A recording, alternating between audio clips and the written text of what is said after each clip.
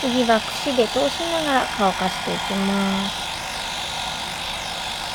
こうしないと毛玉になってしまいます。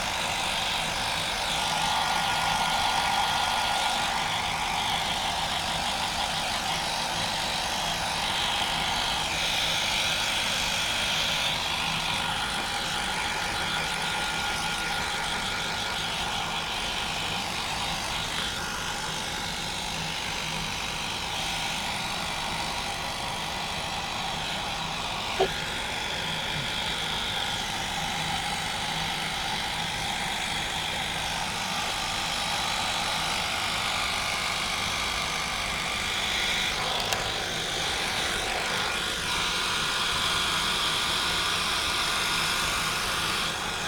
櫛はこのピンのやつと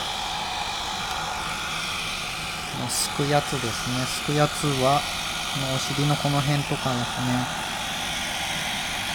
丸んで使います。